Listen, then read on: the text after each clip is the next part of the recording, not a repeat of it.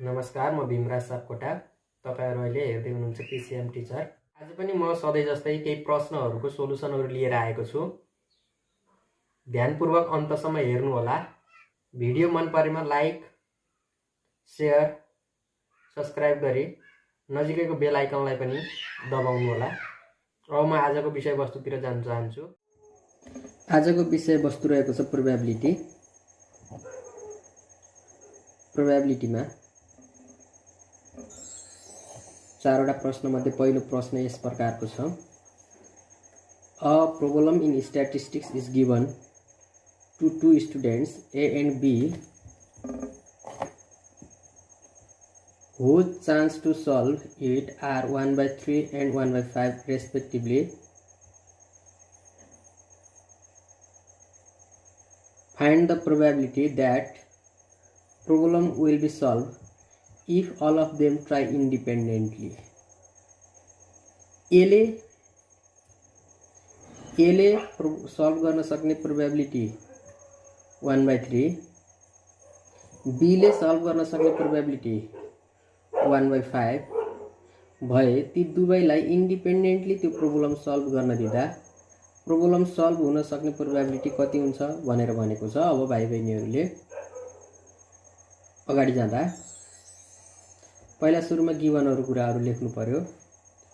Solution hair given यो formality पूरा गर्दा गिभनमा ए ले सल्भ गर्न सक्ने प्रोबेबिलिटी 1/3 प्रश्नबाट भने बी ले सल्भ गर्न सक्ने प्रोबेबिलिटी 1/5 भने दुवैले इन्डिपेन्डेन्टली भनेको पी ए युनियन बी हो। पी ए युनियन बी मा यो दुवैले मिलेर सल्भ गर्न सक्ने अथवा दुवैले सल्भ गर्न सक्ने प्रोबेबिलिटी कति हुन्छ भनेको छ। यो भनेको पी ए युनियन बी हो। अब हामी फर्मुला अनुसार जान्छौं। फर्मुला के छ त भन्दा P A union B equal to P A plus P B minus P A intersection B हुन आउँछ। यहाँनिर भाइ बहिनीहरूले पी ए युनियन बी निकाल्नु पर्ने छ। पी ए गिभनमा छ, पी बी पनि गिभनमा छ, तर पी ए इन्टरसेक्सन बी कति हुन्छ भन्ने कुरा मैले यहाँ दोस्रो अवस्थामा बुझाउन खोजेँ। P A union B equal to P A plus P B minus P A intersection B लाई P A into P B गरेर निकाल्न सकिन्छ। अब सबैको भ्यालुहरू कन्टिन्युअसली राख्दा पी ए को भ्यालु राखियो, पी बी को भ्यालु पनि राखियो, पी ए र पी बी को सबै ठाउँमा भ्यालुहरू जस्ताको तस्तै राखेर अब यहाँनिर सिम्प्लिफाई गर्ने। सिम्प्लिफाई गर्दाखेरि 1/3 र 1/5 मल्टिप्लाई गर्दा यहाँनिर यो जस्ताको तस्तै छ। अगाडि सुरुमा यो यसलाई मल्टिप्लाई गर्दा 1/15 भयो। अब यिनीहरुमा एलसीएम लिँदा एलसीएम 5 + 3 यो एलसीएम चाहिँ 15 आयो। 15 आउँदाखेरि 3 5 जा 15, 5 3 जा 15, 15 1 जा 15। अब यसलाई एलसीएम लिएको भाइ बहिनीहरूले बुझ्नुपर्छ। अब कन्क्लुजनमा therefore the probability of solve the problem solve हुन सक्ने प्रोबेबिलिटी 7/15 हुन आयो। अब दोस्रो प्रश्नतिर भाइ बहिनीहरूले नजानेको खण्डमा कमेन्टमा लेख्न सक्नेछौ, म फेरि बुझाउने प्रयास गर्नेछु। अब दोस्रो प्रश्नमा 2 items are selected at random from a lot containing 20 items of which 4 are defected. Find the probability that both items are defected, both items are not defected. अब भाइ बहिनीहरूले यहाँनिर हेर राम्रोसँग 2 items are selected at random। दुईवटा आइटमहरुलाई randomly select गर्ने। कहाँबाट select गर्ने भन्दाखेरि 20 वटा मध्ये 4 वटा बिग्रिएको हुन सक्ने कुनै एउटा कन्टेनरबाट रेन्डमली चुज गर्ने। कतिवटा 2 वटा भनेको छ। कतिवटा चुज गर्ने भनेको छ भन्दा 2 वटा चुज गर्ने भनेको छ। अब गिवन कुराहरुलाई लेख्दाखेरि सुरुमा के छ त गिवन भन्दा टोटल नम्बर अफ आइटम 20 वटा छन्, जसमध्ये कतिवटा बिग्रेका हुन सक्ने भनेछ भने 4 वटा बिग्रेका हुन सक्ने भनेछ। अब मैले डिफेक्टेड भने बिग्रेको डिफेक्टेड को प्रोबेबिलिटी निकाल्दाखेरि डिफेक्टेड को संख्यालाई माथि र टोटल संख्यालाई तल नम्बरहरूलाई तल राखेर मैले लेख्छु। Probability of defected P equal to 4/20। यो प्रोबेबिलिटी डिफेक्टेडको संख्यालाई माथि र यो टोटल संख्यालाई तल राखेर प्रोबेबिलिटी अफ डिफेक्टेड निकालियो। यसलाई सिम्प्लिफाई गर्दा 4 1 जा 4, 4 5 जा 20। यसलाई चाहिँ काटेर 1/5 निकालियो। अब डिफेक्टेडको उल्टो नन डिफेक्टेड हुन आउँछ भाइ बहिनीहरू। Probability of non defected Q equal to 1 - P formula हो, किनकि बाइनोमियल प्रोबेबिलिटीमा P + Q इक्वल टु 1 हुन आउँछ। अब भाइ बहिनीहरूले हेर्दाखेरि 1 - P को भ्यालु माथिबाट 1/5 ल्याएर यहाँनिर राखियो। अब यो राखिसकेपछि यसलाई एलसीएम लिँदा 5 - 1 अब यसलाई एलसीएम लिँदाखेरि 5 - 1 यहाँनिर यसलाई मल्टिप्लाई भयो 5 - 1/4 भयो, 4/5 हुन आयो। अब टोटल नम्बर अफ ट्रायल कतिवटा चुज गर्ने भनेछ भन्दा 2वटा चुज गर्ने भनेछ, त्यही भएर टोटल नम्बर अफ ट्रायल चाहिँ 2 आइटम आर रेन्डमली सिलेक्टेड भनेको छ, त्यही भएर 2 भयो। अब पहिलो प्रश्नमा probability of both item are defected, दुवै आइटम बिग्रेको हुन सक्ने प्रोबेबिलिटी कति हुन्छ भनेर भनेको छ। अब दुवै आइटमहरु बिग्रेको हुन सक्ने प्रोबेबिलिटी डिफेक्टेड भनेको चाहिँ यहाँनिर सक्सेस हो भने नन डिफेक्टेड भनेको चाहिँ फेलुअर हो। अब यो डिफेक्टेडलाई यहाँनिर डिफेक्टेडलाई कतिवटा डिफेक्टेड भनेपछि बोथ आइटम आर डिफेक्टेड भनेछ, यहाँ आर को भ्यालु 2 हुन आयो। दुईटामा दुईवटै डिफेक्टेड भनेपछि यो आर को भ्यालु 2 हुन आयो। अब P2 इक्वल टु अथवा probability of 2 defected equal to what भनेको छ। अब हामीलाई बाइनोमियल प्रोबेबिलिटीको फर्मुला थाहा छ। एउटा के नियम थाहा छ त भन्दाखेरि कुनै पनि रेन्डम ट्रायलमा आर सक्सेस हुन सक्ने, कति ट्रायलमा भन्दा n ट्रायलमा आर सक्सेस हुन सक्ने probability of R success in n trial equal to NCR, यो कम्बिनेसन भयो। P प्रोबेबिलिटी अफ सक्सेस को power R, Q probability of failure को पावर R। यहाँनिर प्रोबेबिलिटी अफ सक्सेस भनेको डिफेक्टेड हो भने प्रोबेबिलिटी अफ फेलुअर भनेको चाहिँ नन डिफेक्टेड हो। यो कुरा चाहिँ ध्यान दिएर बुझ्नुपर्छ। अब यहाँनिर यो N, R, P र Q को भ्यालुहरु यो फर्मुलामा जस्ताको तस्तै राख्दा N को भ्यालु, R को भ्यालु, P र Q को भ्यालुहरुलाई यहाँनिर राखिएको छ, अरु केही पनि गरिएको छैन। अब C2C इक्वल टु 1 हुन आउँछ। यसलाई मैले भाइ बहिनीहरुलाई पछि क्याल्कुलेटरमा कसरी हान्ने अथवा सूत्र प्रयोग गरेर कसरी निकाल्ने भन्ने पनि मैले सानो भिडियो बनाएर राख्ने छु। अब सिम्प्लिफाई गर्दा यो 1 1 को केही काम भएन, 1/15 भयो। कन्क्लुजनमा the probability of getting both item are defected P2 equal to 1/25। अब दोस्रो प्रश्नतिर जाउँ। Probability of both item are not defected, दुवै नबिग्रिएका हुन सक्ने। यहाँ सक्सेसलाई डिफेक्टेडलाई सक्सेस मानिएको छ भने नट डिफेक्टेड भनेको छ नि, नट डिफेक्टेड चाहिँ फेलुअर भयो। अब दुवै आइटम नबिग्रिएको हुन सक्ने भनिसकेपछि यहाँनिर आर को भ्यालु 0 हुन आउँछ। यो PR आर को ठाउँमा 0 हुन आउँछ। Both item are not defected, defected जति डिफेक्टेड छ त्यो संख्यालाई हामी आर को ठाउँमा लेख्छौं। नो डिफेक्टेड को अर्थ डिफेक्टेड छैन भनेको हो। त्यसकारण यहाँ आर को भ्यालु कति हुन आयो त 0 हुन आयो यहाँनिर भाइ बहिनीहरु। अब अघिको जस्तै फर्मुलाहरुमा जान्छौं हामी।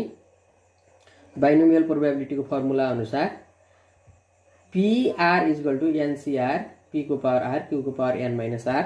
अब यसमा R को भ्यालु अरु N को भ्यालु, P को भ्यालु, Q को भ्यालु अघिको जस्ताको तस्तै छ भने R को भ्यालु अहिले यहाँनिर कति हुन आउँछ 0। सबैभन्दा महत्त्वपूर्ण कुरा यो R को भ्यालु कति हुन सक्ने कति हुनुपर्ने भन्ने कुरा चाहिँ बुझ्नु पर्ने हुन्छ। अब यहाँनिर R को भ्यालु 0 राखेर योमा जस्ट फर्मुलामा P, Q, N र R को भ्यालु राखियो। P को भ्यालु 1/5, Q को भ्यालु 4/5, R को भ्यालु 0 र N को भ्यालु 2 राखेर सिम्प्लिफाई गरियो। अब यो 2C0 इक्वल टु 1, 1/5 को पावर 0 यो पनि 1 र 4/5 इक्वल टु 4 को स्क्वायर पनि 16 5 को स्क्वायर 25 हुन आयो। अब यसलाई हिसाब गर्दाखेरि कन्क्लुजन P16 = 11 को कुनै पनि महत्त्व नभएको हुनाले अब भाइ बहिनीहरूले the probability of getting both item are non defected, दुवै आइटम नबिग्रेको हुन सक्ने प्रोबेबिलिटी चाहिँ कति हुन आउँछ त भन्दा 16/25 हुन आउँछ। अब अर्को प्रश्नतिर जाउँ। A coin is tossed 2 times simultaneously. Find the probability of getting at least one head. दुईवटा कोइनहरुलाई टस गर्दा कम्तीमा एउटा हेड पर्न सक्ने प्रोबेबिलिटी कति हुन्छ र head and tail alternately, head र टेल एकपछि अर्को अल्टरनेटली पर्न सक्ने प्रोबेबिलिटी कति हुन्छ।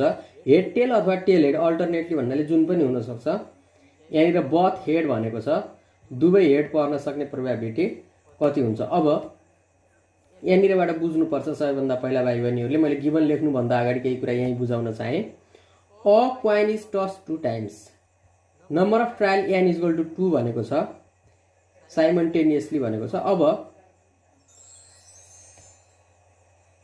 प्रोबेबिलिटी अफ सक्सेस र प्रोबेबिलिटी अफ फेलुअर, यहाँनिर हेड र टेल पर्न सक्ने दुवै प्रोबेबिलिटी 1/2 नै हुन्छ। नम्बर अफ ट्रायल 1/2 भयो।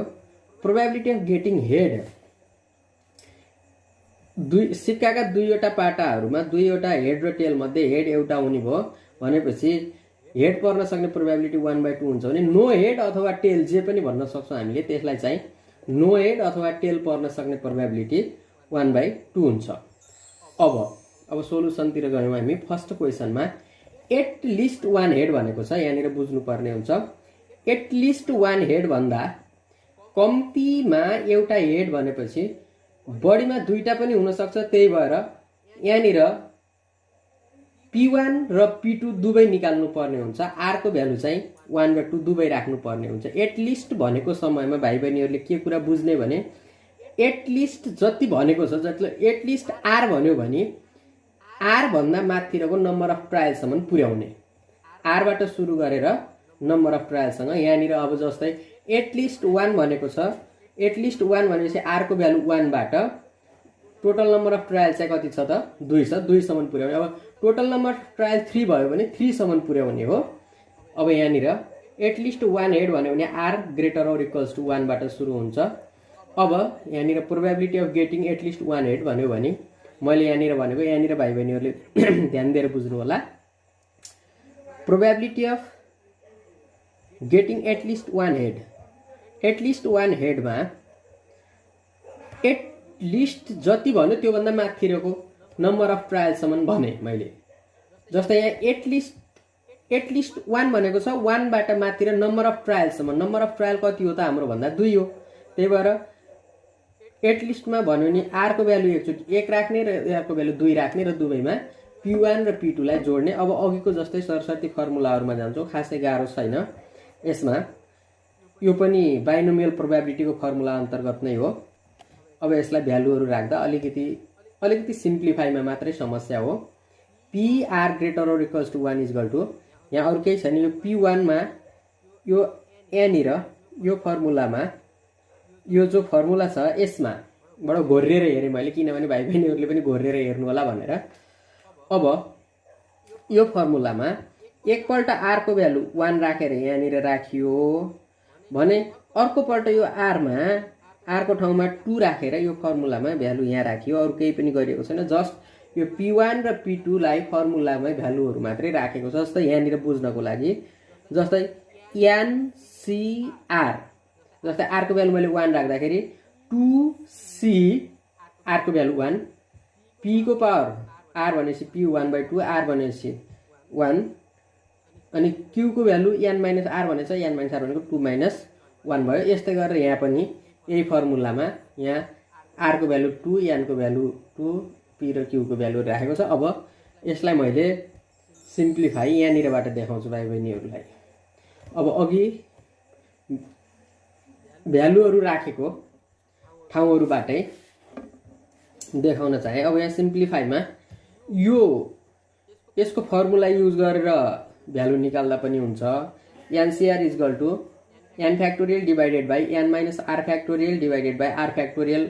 यो फर्मुलालाई युज गरेर भ्यालु निकाल्दा पनि हुन्छ, नभए क्याल्कुलेटरबाट हान्न पनि सकिन्छ। मैले यसको चाहिँ अर्को भिडियोमा क्याल्कुलेटरमा कसरी हान्ने र फर्मुला कसरी युज गरेर भ्यालु निकाल्ने म त्यो सिकाउने छु। अब 2c1 को भ्यालु कति हुन आउँछ अनि 2c2 को भ्यालु कति हुन आउँछ। अब यो अर्को स्टेपमा मैले भाइ बहिनीहरूलाई लेखेँ। जस्तै 2c1 को सट्टामा 2c1 को भ्यालु क्याल्कुलेटर हान्दा अथवा फर्मुलामा राख्दा 2 हुँदो रहेछ। यो 1/2 को 1/2 जस्ताको जस्तै यो पावरमा 1 छ लेख्नु परेन, 2 बाट 1 घट्यो यो पनि पावरमा 1 भयो, यो पनि लेख्नु परेन। अब 2c2 को भ्यालु 1 हुन आयो। 1 को स्क्वायर 1, बडो ध्यान दिएर सुनौ, घोरिएर हेर्नुपर्छ। 1 को स्क्वायर 1, 2 को स्क्वायर 4 भने यो 1/2 को पावर यहाँ 0 हुन आयो। जतिको पावर 0 भए पनि 1 भयो। अब सिम्प्लिफाईमा 2 × 1 × 1 माथि 2 नै भयो, माथि माथिको सबै मल्टिप्लाई गरेको 2 × 1 × 1 तल तल 2 × 2 को 4 हुन आयो। अब माथि 1 × 1 × 1 1 नै भयो र यो 4 को 4 भयो। अब यसलाई एलसीएम लिएर जोड्दाखेरि PR greater than 1 equal to 3/4 हुन आयो। अब यसको कन्क्लुजनमा 3/4, therefore the probability of getting at least 1 head equal to 3/4। अब अन्तिम प्रश्नतिर यसको probability of getting head and tail alternately, sorry यसपछि पनि अर्को प्रश्न छ यसको। हेड र टेल अल्टरनेटली भनिसकेपछि यहाँनिर बडो ध्यान दिएर बुझ्नुपर्ने हुन्छ भाइ बहिनीहरूले। मैले यसलाई इक्जाम्पल सहित बुझाउन खोजिरहेको छु। हेड एन्ड टेल अल्टरनेटको लागि के कुरा बुझ्नुपर्छ त भन्दा आर को भ्यालु 1 राख्नुपर्छ। अहिले 2 ट्रायलको लागि मात्रै 1 हो। अब 3 ट्रायल भयो भने इक्जाम्पल सहित नै जानुपर्छ। अब जस्तै यहाँनिर बुझ, एकछिन ध्यान दिएर मैले यहाँ इक्जाम्पल सहित बुझाउन चाहेँ। एउटा कोइनलाई 2 पल्ट टस गर्दा पहिलो पल्ट पनि हेड र दोस्रो पल्ट पनि हेडै पर्न सक्ने प्रोबेबिलिटी हेड र टेल अथवा टेल र हेड, टेल र टेल हुन सक्छ। यसबाट यो अल्टरनेटली भनेको चाहिँ यो पोर्सन हो भाइ बहिनीहरूले बुझ्न पर्ने, यो पोर्सन। अब so probability of getting head and tail alternately हामीले केही गर्नु पर्दैन, फर्मुलामा आर को भ्यालु चाहिँ 1 राखे पुग्न हो। अब हामीसँग फर्मुला के थाहा छ भने PR = NCR। अब त भाइ बहिनीहरूलाई यो फर्मुला पनि याद हुन लागिसक्यो होला। NCR P को पावर R, Q को पावर N - R। अब फर्मुलामा हामीहरूले भ्यालुहरूको n को भ्यालु 2, R को भ्यालु 1, P को भ्यालु 1/2 र Q को भ्यालु 1/2 यहाँनिर भ्यालु राखेर सिम्प्लिफाई गर्दा 2c2 को भ्यालु 2 हुन आउँछ। यो 1/2 को पावर 1 छ, 1/2 नै हुन आयो। यो 1/2 को पावर 2 - 1 हुँदा 1 नै भयो, यो पनि केही फरक परेन। अब यहाँनिर एउटा 2 र एउटा 2 गर्दाखेरि PR = 1/2। अब यसको कन्क्लुजनमा probability of getting head and tail alternately is 1/2 हुन आयो। हेड एन्ड टेल अल्टरनेटली 2 ट्रायलको लागि भन्यो भने आर को भ्यालु 1 राख्ने भनेर सम्झिनु होला। अब अन्तिम प्रश्न, if 30% of the electric bulb manufacture by a company are defective, कुनै पनि एउटा कम्पनीले उत्पादन गरेका 30% बल्बहरू बिग्रेका डिफेक्टिभ हुन सक्ने प्रोबेबिलिटीहरू भएकोमा 5 वटा बल्बहरू रेन्डमली चुज गर्दा if we choose a 5 bulb at random find the probability of के को प्रोबेबिलिटी 1 बल्ब विल डिफेक्टिभ, एउटा बल्ब डिफेक्टिभ हुन सक्ने, एउटा बल्ब बिग्रेको हुन सक्ने प्रोबेबिलिटी निकाल्नुस् भनेको छ। 1 bulb sorry none bulb will defective, कुनै पनि बल्ब नबिग्रिने प्रोबेबिलिटी कति हुन्छ भनेर निकालेको छ। अब सोलुसनमा भाइ बहिनीहरूलाई मैले उता गिभन लेख्नुभन्दा पहिला बडो ध्यान दिएर यहाँनिर हेर। If 30% of electric bulb manufacture by a company are defective, यहाँनिर हामीले डिफेक्टिभलाई सक्सेसको रूपमा लियौँ भने P = 30% छ। पर्सेन्टलाई मैले फ्र्याक्सनमा अथवा डेसिमलमा चेन्ज गर्नेछु, भिन्नमा र दशमलवमा। नम्बर अफ चुज अथवा नम्बर अफ ट्रायल N = 5 हुन आउनेछ, यहाँनिर बडो ध्यान दिएर हेर्नु होला। र बाँकी यहाँनिर 1 बल्ब विल डिफेक्टिभ, आर को भ्यालु 1 हुन आउनेछ भने नन बल्ब विल डिफेक्टिभ, यहाँबाट चाहिँ आर को भ्यालु नन को अर्थ 0 हुन आउनेछ। अब भाइ बहिनीहरूलाई मैले गिभनतिर लिएर गएँ। Probability of getting defected bulb अथवा बिग्रेको बल्ब हुन सक्ने प्रोबेबिलिटी 30% भनेको छ। मैले यो पर्सेन्टलाई फ्र्याक्सनमा चेन्ज गरेँ। फ्र्याक्सनमा चेन्ज गर्दा 100 ले डिभाइड गरियो, 30 लाई 100 ले डिभाइड गर्दा यो पर्सेन्टेज फ्र्याक्सनमा अथवा भिन्नमा चेन्ज भयो र यो 0 लाई काट्दाखेरि 3/10 भयो। यो सक्सेस भयो भने अब फेलुअरतिर जाउँ। Probability of getting non defective बल्बको अर्थ यहाँनिर डिफेक्टिभलाई हामी सक्सेसको रूपमा लिन्छौँ भने नन डिफेक्टिभ बल्ब चाहिँ फेलुअरको रूपमा हुन्छ। P + Q = 1 को फर्मुला अनुसार Q = 1 - P फर्मुलामा यहाँ मैले एक स्टेप चाहिँ जम्प गरेको छु भाइ बहिनीहरूलाई। 1 - P को भ्यालु 3/10 राखेर घटाउँदा चाहिँ 7/10 हुन्छ एलसिएम लिएर। मैले यो एक स्टेप चाहिँ यहाँनिर जम्प गरेको छु। अब total number of random chosen अथवा नम्बर अफ ट्रायल, यसलाई हामी नम्बर अफ ट्रायल पनि भन्न सक्छौँ, 5 छ। अब पहिलो प्रश्नले के भनेको छ भने probability of 1 bulb will defective, एउटा बल्ब बिग्रेको हुन सक्ने प्रोबेबिलिटी कति हुन्छ भनेर भनेको छ। जसमा मैले यसमा के भनेको छु भने आर को भ्यालु 1 राख्नुपर्छ भनेर भनेको छु भाइ बहिनीहरूलाई। अब अघिको जस्तै फर्मुलामा जाउँ। अब धेरै गाह्रो छैन, हामीले उस्तै खालका धेरै प्रश्नहरू गर्दा एउटा कन्सेप्ट पनि तयार हुने भएको हुनाले मैले उस्तै खालका प्रश्नहरू लिएर आएको थिएँ। अब यहाँनिर probability of getting R success in N trial is given by, कुनै पनि एन ट्रायलमा आर सक्सेस हुन सक्ने प्रोबेबिलिटीको फर्मुला हामीलाई NR = NCR P को पावर R Q को पावर N - R हुन आउँछ। अब आर सक्सेस भनेको छ यहाँनिर आर सक्सेसको अर्थ डिफेक्टिभ नै सक्सेस हो अथवा डिफेक्टेड नै सक्सेस हो। यहाँनिर थोरै स्पेलिङ छुटेको रहेछ। भनेपछि आर को भ्यालु 1 हुन आउँछ, एन को भ्यालु 5 छ, पी र क्यू को भ्यालु अघि हामीले पी को भ्यालु 3/10 र क्यू को भ्यालु 7/10 निकालेका छौँ। अब त्यो सम्पूर्ण भ्यालुहरूलाई मैले फर्मुलामा राखेँ। यो फर्मुलामा सबै एन को भ्यालु, आर को भ्यालु, पी क्यू को सबैको भ्यालुहरूलाई राख्दा एन को भ्यालु 5, आर को भ्यालु 1, पी को भ्यालु 3/10 र क्यू को भ्यालु 7/10 राखेर यो सम्पूर्ण यो स्टेपमा भाइ बहिनीहरूले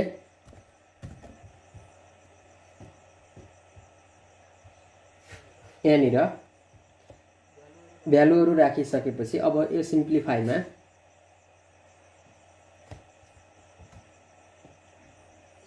यसमा पी को भ्यालु अब यो फर्मुलामा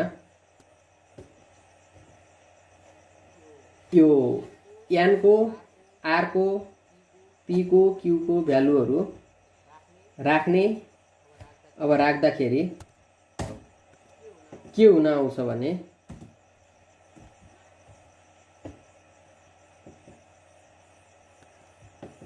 अब भाइ बहिनीहरूले अब भ्यालुहरूलाई राख्दा यहाँनिर हेरेर राम्रोसँग भ्यालुहरू राख्दा भ्यालुहरू पी को भ्यालु, क्यू को भ्यालु, एन र सी को भ्यालु राख्दा अब यहाँनिर NC1 को भ्यालु यति हुन आयो 5C1, पी को भ्यालु 3/10, क्यू को भ्यालु 7/10 र आर को भ्यालु 1 राखेर सिम्प्लिफाई गर्दा अब सिम्प्लिफाई अगाडि बढाउँदा 5C1 यो सबै भ्यालुहरूलाई अघिको जस्तै सिम्प्लिफाईमा 5 को 5 भयो, 3 को पावर 1 3 नै भयो, 10 को पावर 1 यो भयो, 7 को पावर 4 क्यालकुलेटर हान्दाखेरि 2401 आयो भने 10 को पावर 4 गर्दा एकको पछाडि 4 वटा 0 हुन आउँछ। अब यिनीहरूलाई सबैलाई न्युमेरेटर अथवा माथि अंशको मात्रै मल्टिप्लाई सबै गर्दाखेरि 36 0 15 हुन आयो भने यो सबैलाई मल्टिप्लाई गर्दा यति हुन पायो। अब यहाँ उता केही छैन, सिम्प्लिफाई गरियो। सिम्प्लिफाई गरेर यसलाई डिभाइड गर्दा यसलाई अथवा यसलाई डाइरेक्ट डिभाइड गरेर यति निकाल्दा पनि हुन्छ। Probability of 1 bulb will defective = 0.36 हुन आयो। अब अन्तिममा probability of none bulb will defective, none भन्दा बित्तिकै 0 राख्नुपर्छ मैले भनिसकेको छु। आर को भ्यालु कुनै पनि नबिग्रेको भनिसकेपछि आर को value none bulb will be defected, कुनै पनि नबिग्रेको भनिसकेपछि आर को भ्यालु 0 राखियो। अब अघिको जस्तै केही पनि यसमा गाह्रो केही पनि छैन, भाइ बहिनीहरूले आफै पनि प्र्याक्टिस गर्न सक्छौ यतिकोलाई त, नभए पनि एकचोटि म देखाउने छु। फर्मुला अनुसार एन ट्रायलमा या आर सक्सेस हुन सक्ने फर्मुला यो अघिकै जस्तो छ। यहाँनिर अरू कुरा केही ध्यान दिनु पर्दैन भाइ बहिनीहरूले। मुख्य कुरो अरू सबै जस्ताको तस्तै हो, r को भ्यालु 0 राखेर सिम्प्लिफाई मात्रै गर्न पुगिहाल्छ भाइ बहिनीहरूलाई। अब 5c 0 3/10 को 0 7 10 को पावर r को भ्यालु राखियो, यसमा केही पनि छैन। अब 5c 0 को भ्यालु 1 3/10 को पावर 0 यो पनि 1 हुन आउँछ र 7/10 7 को पावर 5 र 10 को पावर पनि 5 भयो। अब यसमा जस्ट एक सिम्प्लिफाईमा कति हुन आउँछ भन्दा 7 को पावर 5 = 16807 र त्यो बाँकी 10 को पावर 5 = यति हुन आयो। यसलाई डिभाइड गर्दा probability of none bulb will be defected is equal to 0.168।